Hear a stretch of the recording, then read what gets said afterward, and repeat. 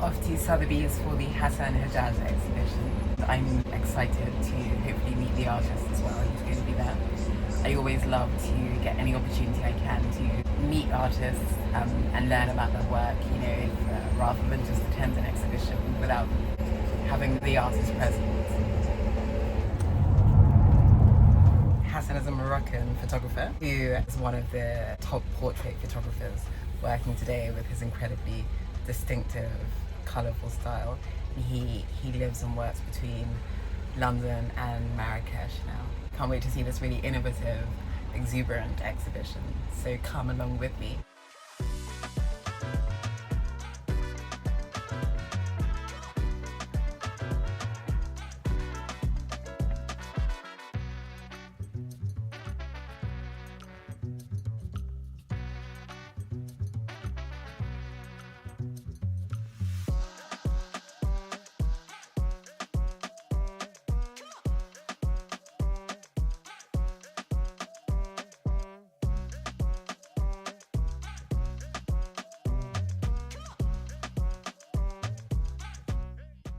The event was centered around a talk which starred the artist Hassan Hajjaj himself, and he was interviewed by Hannah O'Reilly, who is a consultant to Sotheby's. He used to run their head of African art department, and also Ekow Eshun, who is a really celebrated writer on the arts. And the three of them had a great dynamic talking about Hassan's work, his practice. It was so fascinating, and I'll leave the transcript here for you guys to listen to whilst you look at the wonderful images from the exhibition. It was great to hear about RAP, Hassan's early clothing store. RAP stands for Real Artistic People, and it was that community really that inspired his the work that he does today, and his conception of Londoners and artistic Londoners. And it is absolutely wonderful to hear him, in his own words, speak about how his practice has evolved. So, enjoy. Ekow, you've known Hassan for a long time. You've watched this body of work develop over many years. What do you think connects all these people once Hassan brings them into his world? I mean, the first thing to say is Hassan's capacity to bring them into his world, which is, I would say, look, your openness, your generosity, your curiosity. If you've ever been to like Hassan, like even now, if you've ever been to the shop in Shoreditch, it's like rap was, yeah. Like you say, okay, rap probably didn't make much money because people just came to hang out, and they came to hang out with you because you created this space that people just wanted to be part of. It was another way of reading somewhere like London, because London is still, whichever decade we're in, it's a hard environment in some ways. Everyone has got stuff to do, is in a hurry. So you come to a place that is open and welcoming, but is also, it's not like it's turned away from the world around you. It's kind of attuned to these different frequencies, creative frequencies in terms of what people are making, music, fashion, art. So I used to go to rap. Whenever I was a teenager, I used to go there, just to hang out, and just to see what was on. And it's that capacity I think you have to bring people into a space, to hold that, and then actually to see in them this capacity for ingenuity, for artistry. I think the way you're curious about people, the way you're actually genuinely honouring of all these different people that walk through your lives. Just as a last thing, like one of the things we see this really from early on in the photos. So often the photos are shot from below, and And there's a thing that's a kind of fashion aesthetic to a certain extent, but it's also really about looking up at these people. Yeah. They can be anyone, but you're looking up at them and you're raising them up. And that's just a great sensibility, I think. Yeah, well, that's a good point because, you know, I think obviously I grew up with martial art movies that were shot below, you know, high Williams. But the ideals were shooting from that point of view is when I decided to put the pictures up on the wall, I've always used not the kind of normal eye level hanging. I always wanted to hang them a little bit higher so you look up to the sitter and then look down at you. Because for me, these people, like my people, you know, they said to you earlier in my conversation, they inspired me, they have something about them, they have this energy. So I wanted to build them up in that kind of way. So that was one of the points of using that kind of below shots. Ekow, you've also written that My Rockstars is also a self-portrait of Hassan. When did that Thank you idea? Can you talk to us about that idea and when that clicked for you? Oh yeah, again, because look, it's so interesting now. So yes, okay, some beings and so on. But I don't even know when. So, you know, when I wanted to have so for me the show had an idea that I wanted to be in Sotheby's. You know, most people know Sotheby's is an auction house, it's a sales place. But I really wanted the body of work, I've already shot all the work, to really give it a depth of a story. And for me, Ekow was the one I wanted to approach. So I knew he was going to be busy. I knew I had already like 2 years ahead of him. So I kind of called him up and bugged him and said, please, here's the deadline. We kind of did a call, we vibed about the ideas, my ideas about the show. And he really, because, you know, for me, Ekow as well, like he wrote something about rap before, and that really touched me because he wrote not just about rap, he wrote about London and the backdrop of London, and that rap was just one seed that was happening in the 80s and early 90s. So also, you know, I'm comfortable with Ekow, he knows my journey, so I thought this show's about London and I needed somebody to really come with something, and again, thank you for that because he was really busy in the middle of other projects as well. I mean, look, we're all busy. You are perennially busy. Let's just to remind ourselves of that. And to come to your point, Hannah, about self-portrait. Look, every image in this show and your shows, yes, is created by you, is curated even in terms of the backdrops, the clothes half the time. But it's really, let's say this, I think about this in relation to diasporic sensibility.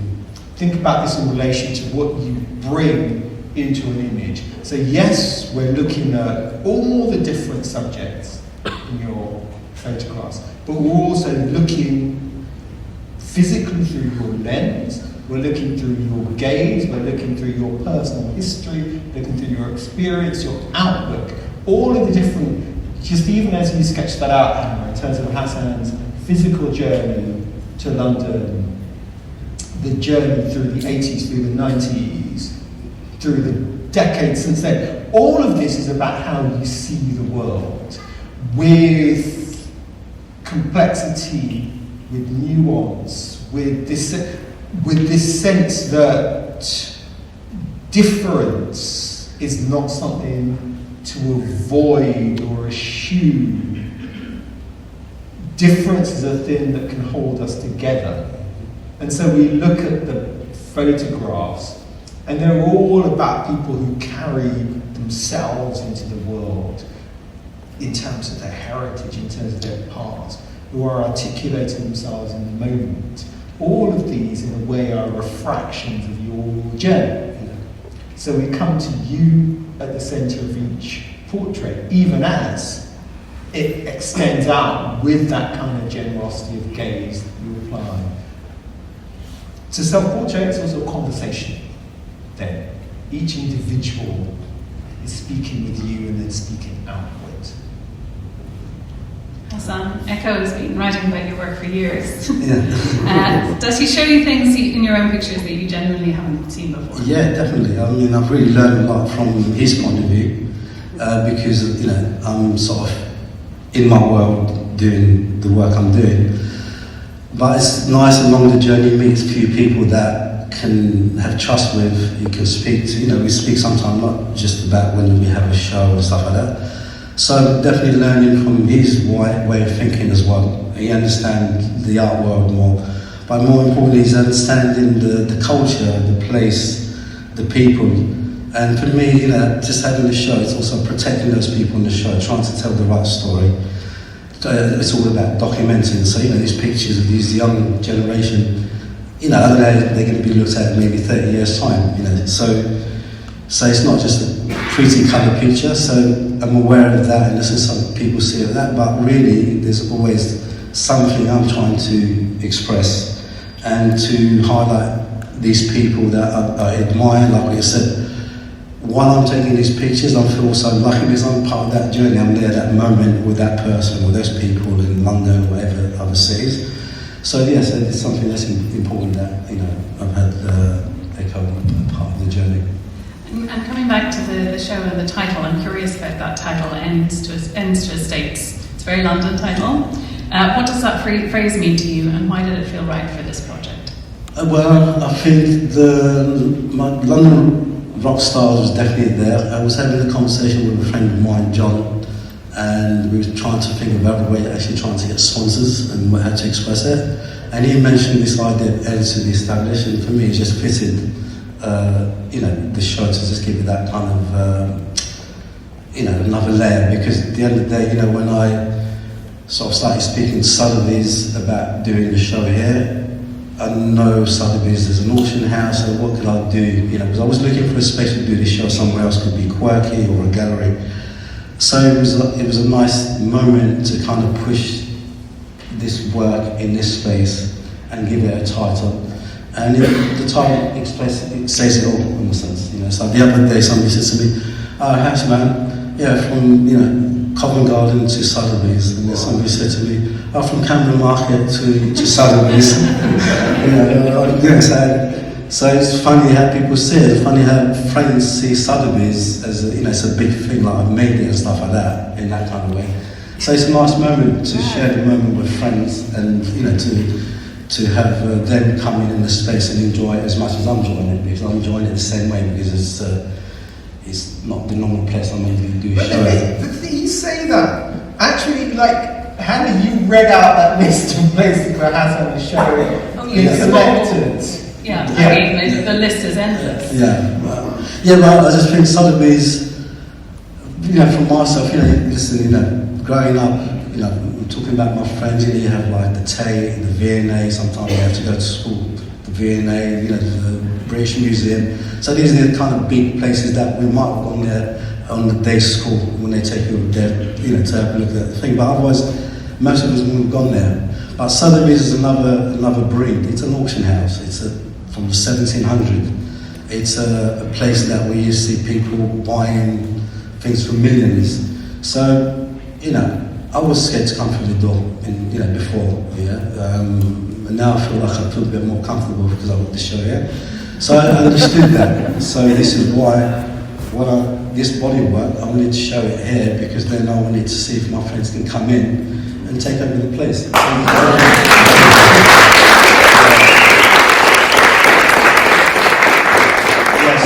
think that's the difference. If you look at museum, commercial gallery and Sotheby's, they're different things. They're the same worlds to do with art, but they're different, or you could say shop windows. So this is my thing with Sotheby's, I suppose. And I should add on behalf of Sotheby's that it was a big part of the collaboration on our side as well. It's because we want to be free, open to the public, encourage everyone to come in. So that was a big plus for us as well. Actually, I have to big up Sotheby's, because when I came with the project, I know there was a bit of worry at the beginning. Was patient and used my tactics slowly, and it's just coming. And I think towards the end, when they saw the hard work and understood where I was going with it, because I've made it very clear, I said, look, this is not just a show to try and sell the work, this is a solo show. It's about expressing a body of work that has a story. If it sells, it's great. If it doesn't sell, it's great, but this is the main thing.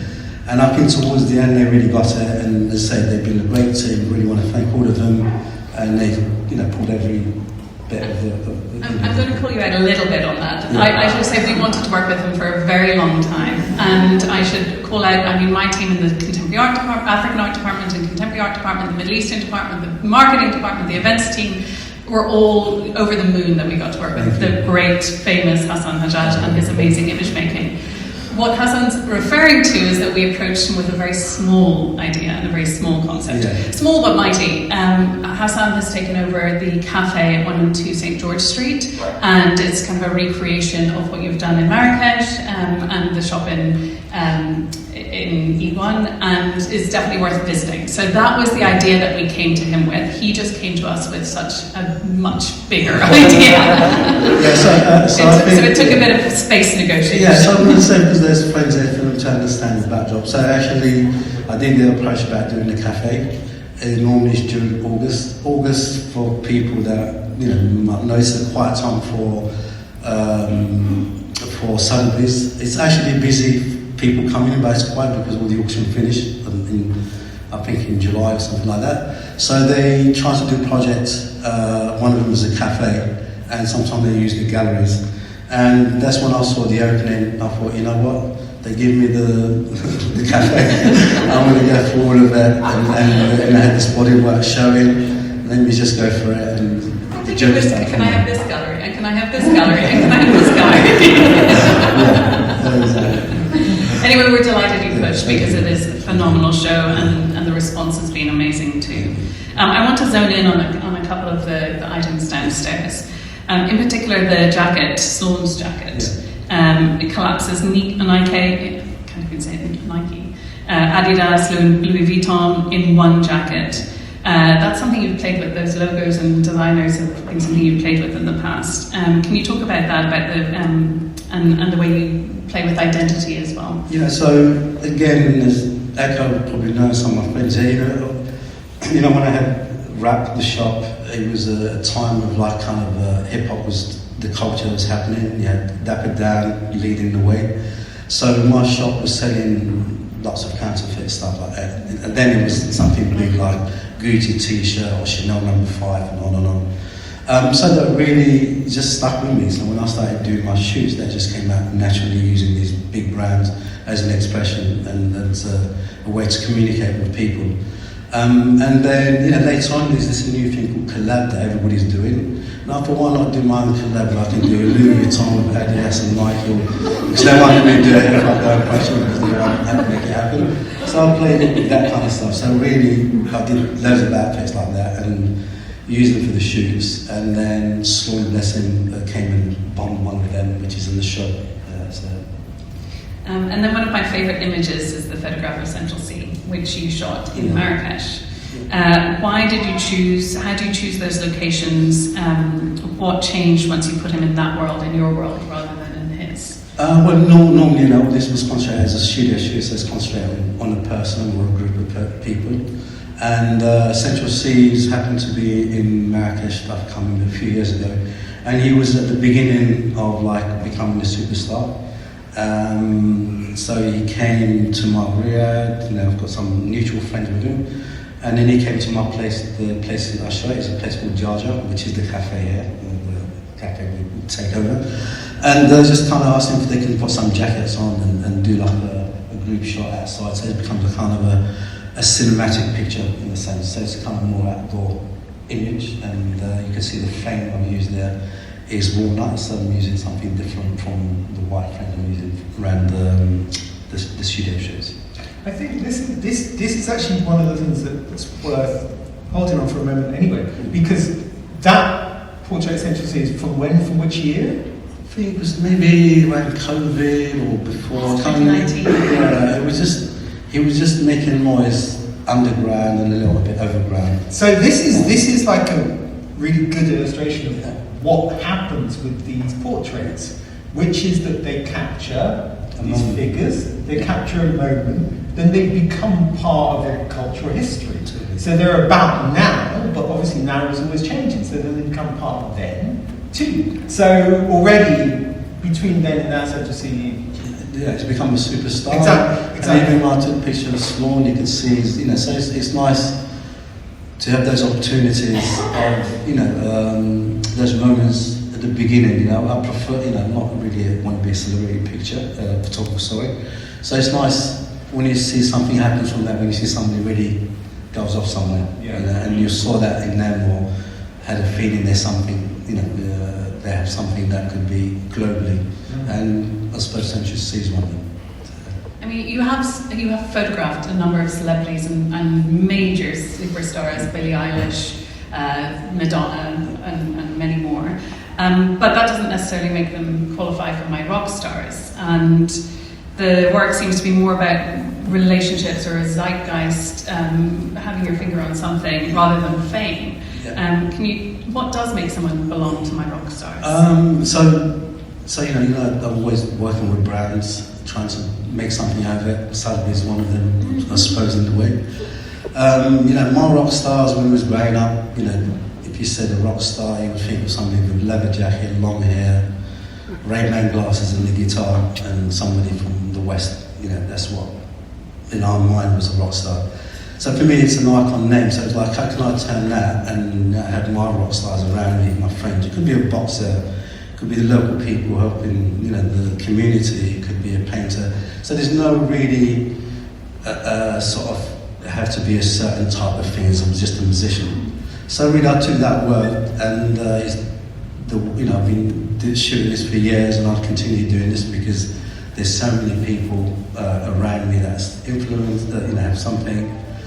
So really, just playing around with that word, and that's one of the reasons I used it. You said something to me, when we started talking a couple of years ago about this body of work that you've been working on, and something about, and actually we were talking about it in the green room, about this moment in London, and something kind of fizzing and reminding you of maybe in your early days back in the 80s. I remember, sorry, I wanted that question, I was talking about the celebrities. I wanted to make it clear as well about celebrities. So for me, the celebrities you mentioned, sadly enough, always know, you know, in every press and stuff like that, they've been mentioned, Andy Warhol and Marrakesh and Billie Eilish and Cardi B and Madonna and blah, blah, blah. But really, for those people, for me to be able to get to shoot those people is because they saw my work. Of all the people I've taken that were like normal people doing all types of things. So I think they must have saw that, they wanted to be part of that in a sense. So I got approached to shoot in my style, you know, to kind of, because they've made it, they've had thousands of photographers taking pictures of them, stuff like that. So that's why I sort of got those opportunities to take pictures of celebrities. It wasn't something I really wanted to do, and also I didn't want it also to harm all the body work I've been doing the last 30, 40 years by having 8, 10 celebrities that the rest of the work was just fizzled out. So I'm very conscious of that, and a lot of the time if I'm doing my rock star shows, I won't put any of the big names on there, because if I do that, the press want to use that picture, all the questions will be about that person. So the only person I've got there that I feel comfortable with is Yasin Bey, you know, most of it, because, you know, I'm a big fan of him. But I don't see him as that kind of celebrity as Madonna and stuff. So that's my answer to the celebrity. Sorry, your question about... No, I was just asking about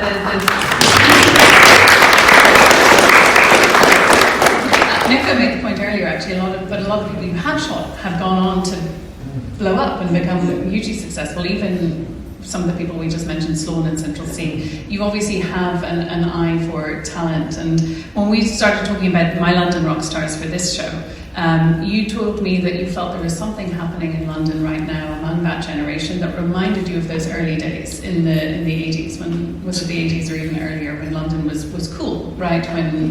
Yes. Maybe you can talk a little bit about that. Well, you know, I think, you know, I've got my son here, he's always used to send me things, grime and all this, you know, because I grew up in, you know, all genres from reggae to, you know, pirate station to hip hop, on and on. But I'm always curious about music, you know, even later on I'm listening to current music. And so, you know, again, I had the help of a guy called William who introduced me to a lot of the sitters, Ziad as well, he brought a group of people of these sitters. So for me it was discovering this new London, and really it sort of reminded me of myself, and I have some friends here that probably back me up. It's us 20, 30 years later, it's just they move differently, they're doing it differently because you have social media and, you know, London's changed, the world has changed. But I always thought, if I was their age, I would hope I'd be moving in their circle. So I saw it in that kind of way. So that's why it was a moment of them trusting me as well to be able to take pictures of them and present them who they are, and also to be part of their world. Ekow, I want to bring that question to you a little bit. Portraits are traditionally seen to be about power, status. What do Hassan's portraits say about who gets to be seen and on whose terms? Yeah, I mean, these two are about power and status and so on. It's just hierarchy is a different one. So the hierarchy isn't about money.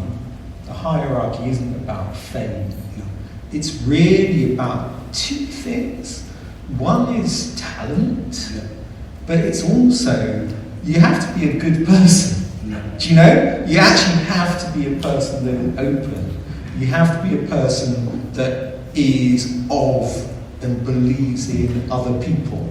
I would say that's one of the defining criteria. If you want to be in one of Hassan's photos, you have to be able to be open, you have to be able to hang with other people and so on, because actually that's how... Yeah, and also, to dress them up, so there has to be a bit of a trust, it's hard sometimes when you don't know somebody and say, can you dress up in my outfit, I want to take a picture of you.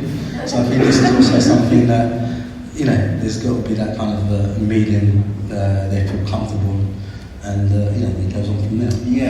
Yeah, it's interesting. So the photos go back, but it's also, in fact, it's not even just people from the 80s or whatever, the 90s and now. There's also, there's decades worth of other people in between. There's several sets of creative waves, generations that are really in play through here. And let's think about. I would say the brilliant thing is you could probably bring, if you could manage, you could bring pretty much everyone you photographed across that time into one room, and people would probably vibe. Because yes, the connecting point would be you, but also it's something to do with, okay, look, what is a creative sensibility in a city like London? What does it take? What does it take to genuinely to make it, whatever that means, but really to have something to say? Like, you're bringing cultural heritage, you're bringing your own personal histories, you're bringing a certain understanding that art and creativity, you speak from yourself, but you also have to be able to look into other people. There's a certain sense of attunement, I suppose, that's in place. Because when you were asking some of your questions, Hannah, and thank you for kind of opening all this up, I realised there's actually a really interesting challenge, because aesthetically the work has a form to it. There's a familiarity to the work. But to maintain a freshness to this work across a 30-year period or whatever, still to be working within the same medium, the backdrop, the frame, the clothes, but actually to this day the work still feels absolutely now. I want to ask you about that, how you maintain then that kind of aesthetic currency. Well, I think that happens with a show like this. When you have something ready to say, I'll go past the backdrop and the cans, because it's about the people. So once you get to that point, that's the strength of the work, in a sense. So by having this show here, it's about the people in the pictures. I'm using the same method in a sense. So probably that's, when I'm doing on a show body work, there has to be some kind of story or something to say with it, because like you said, anybody can have a mat and take a picture. But if you don't say anything with it, then it just becomes watered down. There's a really interesting point to make about having that in here, because here, all the work that's been shown in Sotheby's for hundreds of years, all of the history paintings, all the portraits, all of the art history that walks through this space, and then insisting upon these figures being situated within this context, so that we're thinking about them as creative individuals, as works of portraiture, as works of art history. It's not just the space. It's really about what happens when these portraits also then enter an art history. which they do as a consequence of how, where you're located in them. Well, that's why I said this always, I suppose, it was like recording the moment of that time in a sense. And to me that's important, because we come from a time where we didn't have social media, nothing got sort of recorded on our stories. And it's great now with this young generation, they have the moment to do that and it's all out there. So for me that becomes also a challenge, to make sure I'm recording these moments of these people, because they probably have thousands of pictures of themselves everywhere, but it's just a moment of them, about them in a sense. So. I have a couple of technical questions for you. You can turn any wall and a piece of fabric into a studio, pretty much anywhere. You can turn a wall and a piece of fabric into a studio. A wall and some fabric becomes a studio for you. A wall. Yeah. Forget the Sorry, there's a sweat in there. Can you describe a shoot day to us? What is the kind of technical process? There's not much technical. So for example, I'm going to be shooting so using her mum in a couple of weeks and another female singer, Leanne. I'll have her son help me on that one. So the first thing I'll do the day before, or a couple of days before, I'll go and start organising a few outfits for the singer, a few outfits for Ellie and her mum, and then I'll prepare a few backdrops. And then once they come, vibe with them, make sure they're comfortable with silver outfits. Once I know what their outfits they're wearing, I would work out the backdrop to go contrast with what they're wearing. Because I would give them different colour outfits to choose from. And once that's done, then I'll try to do different, trying to get them to change a few times. And I find the more they change, the more they get relaxed, the more they have fun. It's like dressing up and having a picture taken. And once that's done, the next stage is like editing. Once I find that image I'm going to print, and then I work out the cans or something like that.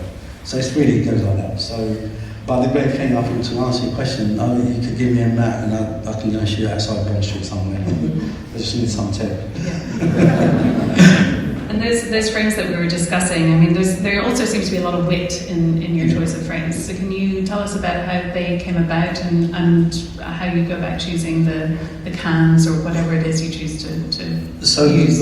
My early work was called Graphics from the Suit, which was in the 90s, which was about cans, taking pictures, and it was just more to do with product. When I started to show the actual photographs of people, it was the time where photography entering the contemporary art world, it wasn't really understood, it wasn't well welcomed, it was still, editions, and they were sort of not getting the light on top of the kind of what's the right word? Attention, let's say.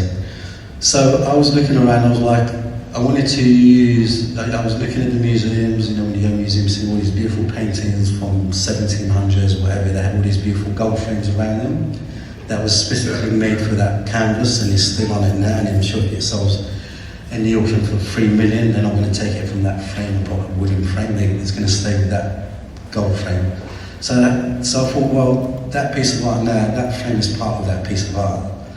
And then sort of growing up with all the sort of brands and stuff like that, it was on the early 60s, 70s, all this advertising and stuff like that. So I wanted to play with that as well, and using all that repeated kind of mosaic tiles, what we have in the Arab, because in Islamic we don't use figurative. So I thought, okay, this could be like a mosaic around the frame by using these patterns. And sadly enough, some of the brands, they're sometimes in Arabic. If it's Coca-Cola, it's Coca-Cola, so it's familiar to people. So I really played with these ideas and put the frame around that would become part of the image as one piece. And when I started showing it, it was a great moment for me because the photography was the same.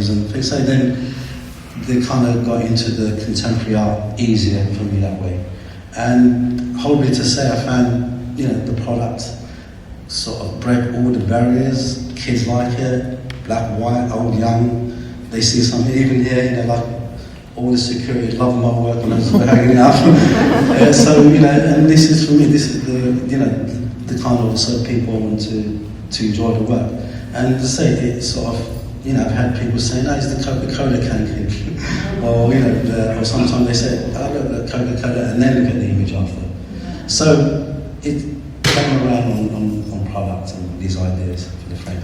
Can I ask a question? I want to know, colour. Yeah. Colour is such an important part of the work. How do you come to make those decisions between yellows and pinks, and blues and patterns, all of these things that are going on? I think feeling, you know, when I started doing the clashing colours, I just went really with feeling, and it was like, how do you clash a colour, especially talking, taking pictures of people, because you don't want to take away from the person. Yeah. So how do you have the person highlighted as the main character, but then I still want to show you the backdrop, and I still want to show you the frames as the graphics.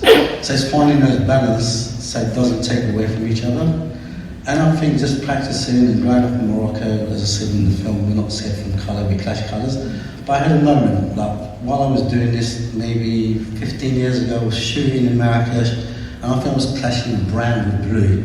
And I'm like, no, I read this in England, this colour doesn't go together. And I was about to say, and I was like, no, pardon me, I was going to swear, but I thought, F it, I'm going to do it. And from that point, I just sort of go with the, you know, and for me, maybe a frustrated painter, you know. If I was a painter, that's the kind of colour palettes I would use. So, sort of using that as in my head, I'm looking at them as like they're paints in a sense. It's like how you can, you know, it's like when you look at these paintings, there's a backdrop, there's a figurative and stuff like that. So it's got that kind of mentally way I'm thinking as well. Do you still think about the great North African photographers, like Sotheby, Ekow, such a, you know, significant potential influence? Do you still? But the difference actually, they're in black and white, yeah, aren't they? They managed pattern and backdrop and everything. Did they ever shoot in colour? Yeah, Fosso.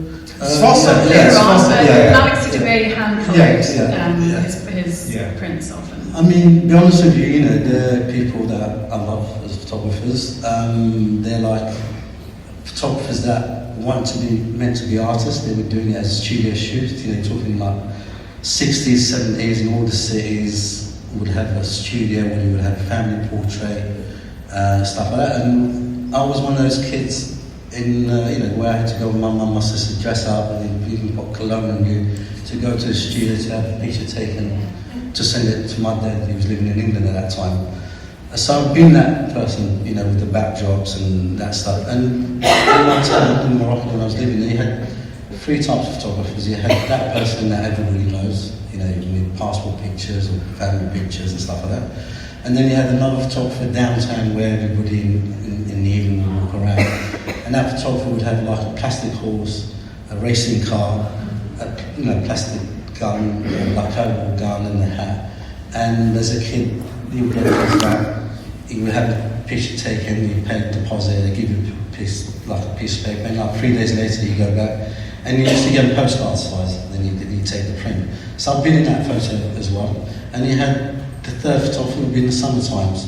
You'd have any photographer in my town would be out in the summer, and normally like 3 or 4, they would have like 3 or 4 cameras around their neck, and they're walking around taking pictures of people for their summer memory holidays. And I've been one of those as well. so really, I've been through that, and for me, looking at Malik Sotheby, he's somebody who now, you know, when you look at his pictures, they're beyond just studio pictures, because they're in a moment of, you know, independency, a style. It gives you an idea what year it was, give or take, and they become artistic.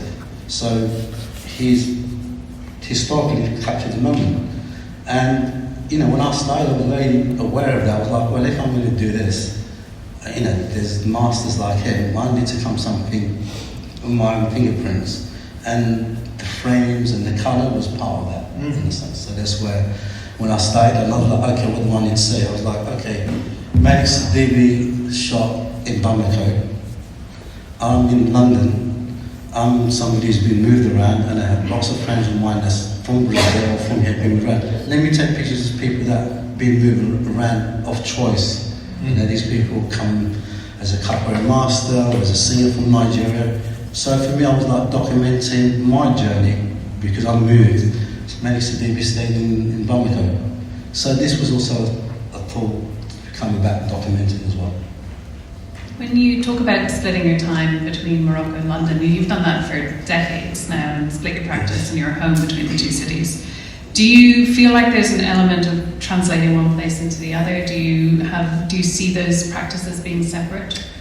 Well, both places probably would giving me what I do. If I think if I grew up in one place, I'd definitely be doing what I'm doing. But I think at the beginning, you know, because I've probably since about '93, I've been going back and forwards, spending, you know, a few weeks there, a few weeks there, and it becomes like a few months there, a few months there.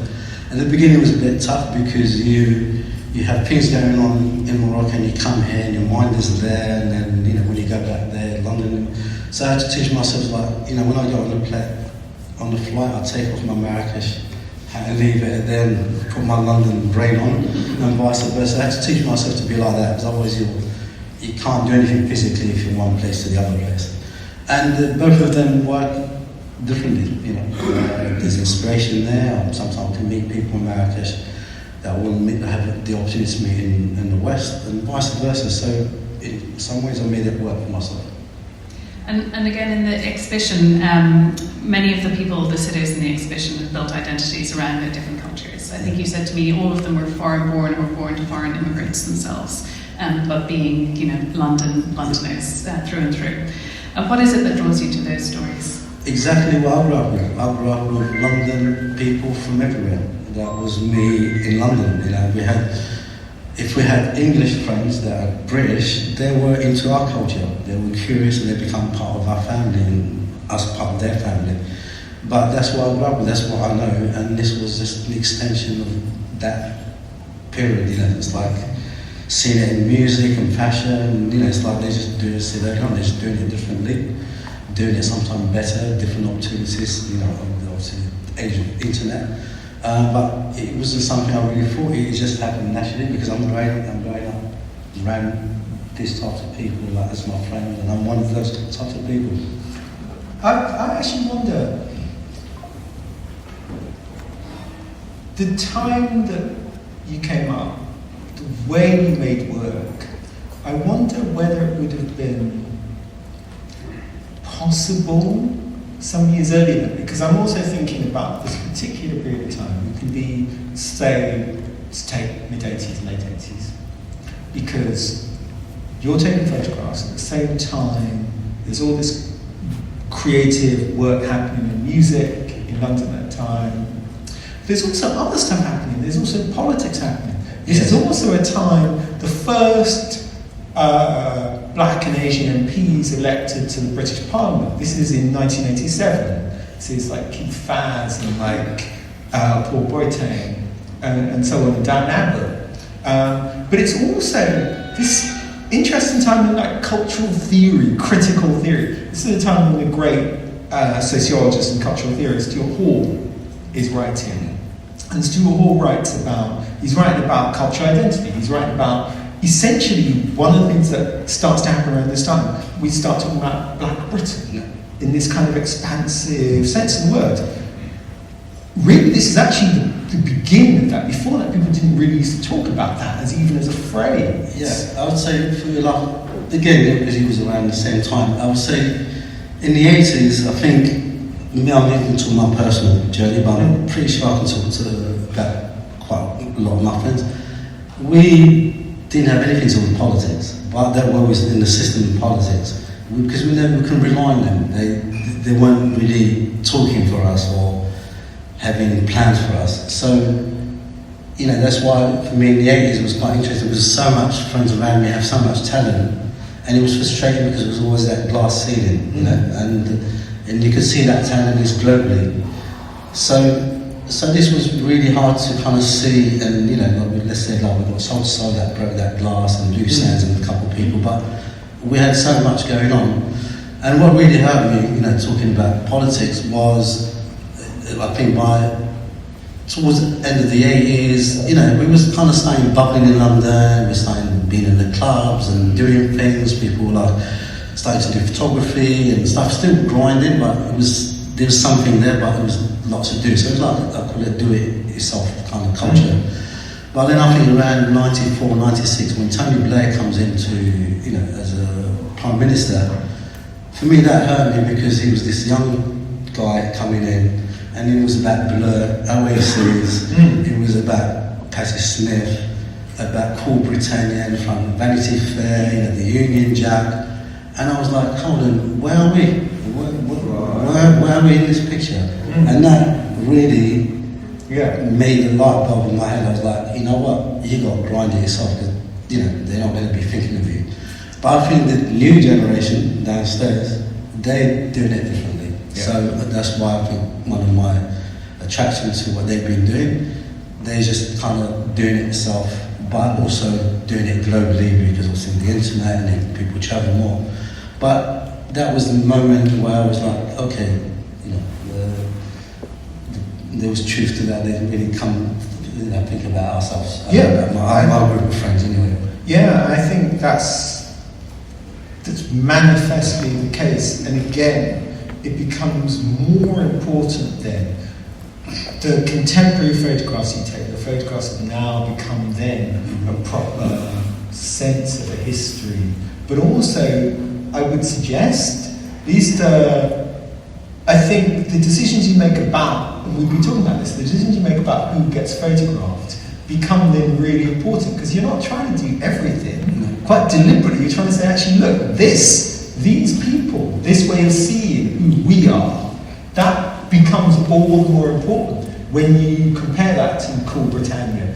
And the assertion there that was a universal take and everything, you actually expose that as just another partial perspective. Well, I think thinking about it, even like the Polaroids I took, it was about all my friends coming with all these interesting characters, they have so much, and I would take Polaroids, which I've got maybe 400 or 500 still, and then I had the idea that then I wasn't doing photography, I didn't know how to use the camera, and I was like, man, we have so much talent in London, even people like Duffers and St George's and Mark Power and these kind of groups of people and stuff like that. And the first idea was like,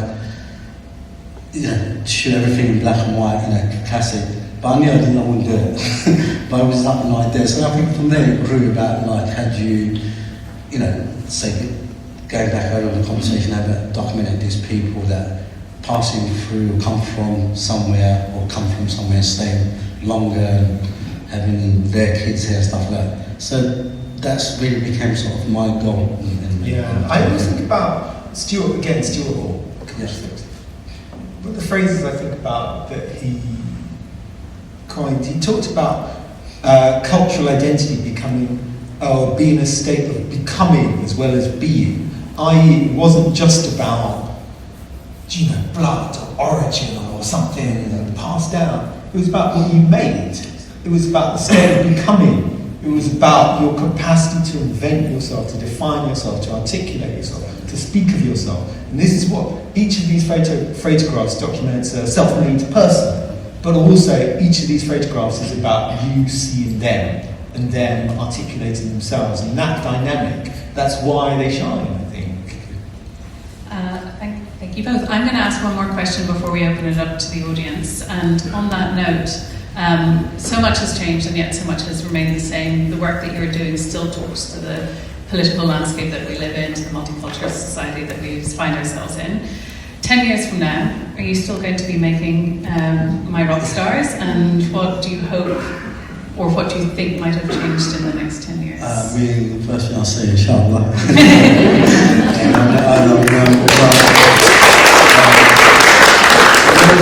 These kind of questions I've got asked a couple of times before. I always don't want to kind of answer it because I don't know. I always leave life to be full of surprises. I don't know if I'm going to be still doing photography. I don't know. I might be working on the business side. I don't know if this doing this. So really, I want to kind of keep it free and let God take me in my journey, whatever direction He take me. So thank you. You like and subscribe if you enjoy this arts content. I'd appreciate that so much. Thank you so much.